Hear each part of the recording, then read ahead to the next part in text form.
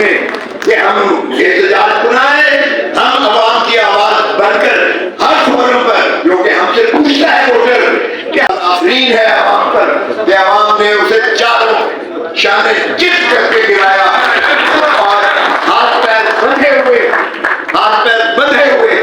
पहलवान को उन्होंने जिता दिया। और ये जो फ्रॉड हुआ है, इलेक्टोरल फ्रॉड, इसीलिए हमने तकाजा किया है जुडिशियल कमीशन बनाया जाए। चीफ जस्टिस साहब, आपको ये फ्रॉड नजर नहीं आता? अवाम के मैंडेट पे डाका डाला गया है, रियासत पे डाका डाला गया है, ये आपको नजर नहीं आता? और फिर बंदरबांट हो रही है।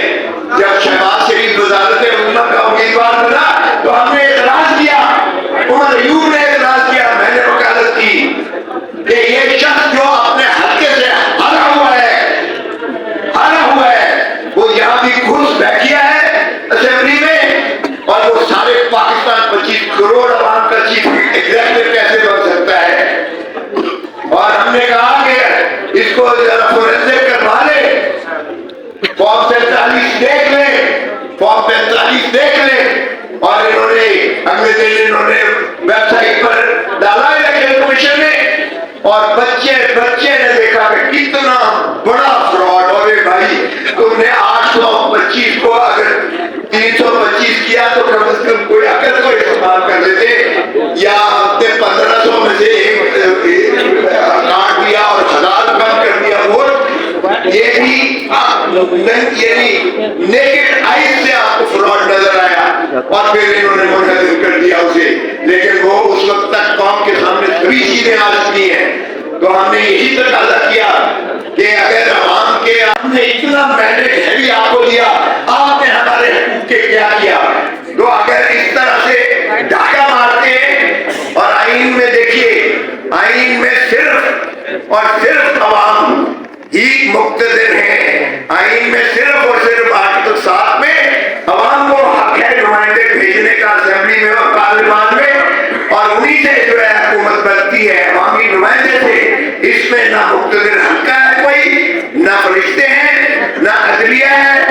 और आर्टिकल 5 में क्या है? लॉयल्टी टू द स्टेट, मतलब वफादारी अवाम के साथ और ताबेदारी आईन के साथ। ये है रूल ऑफ लॉ, ताबेदारी आईन के साथ। ये हर पाकिस्तानी शख्स पर फर्ज है, चाहे वो आर्मी चीफ है, चाहे वो चीफ जस्टिस ऑफ पाकिस्तान है, चाहे वो कोई भी है पाकिस्तान में, बड़े से बड़ा भी है, वो अवाम का है। अरे भाई, अवाम के खून पसीने की कमाई के टैक्सों से तुम्हें तनख्वाह मिलती है, तुम्हें मराहत मिलती है, तुम ये सारे जो कुछ आज बात शान है वो अवाम के खून पसीने की कमाई के टैक्सों से है।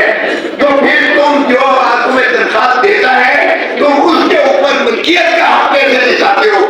और एक ही इदारा है पार्लियामेंट जो अवाम है, जिनको प्रिवेसी और सुपरमेसी है, बाकी कोई अवाम का एरिया वो इदारा नहीं है। बाकी सब सर्विस ऑफ पाकिस्तान है, बाकी सब मुलाजिम है रियासत के, चाहे वो अस्करी क़यादत हो, चाहे वो अदलिया हो, चाहे कोई भी हो, वो मुलाजिम है अवाम के टैक्सों से तनख्वाहें लेने वाले अवाम के बादशाह कैसे बन जाते हैं?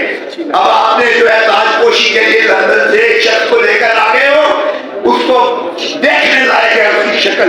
जब वो पार्लियामेंट में बैठता है तो वो इतना शर्मिंदा होता है अपने जमीन तले, ऐसे लगता है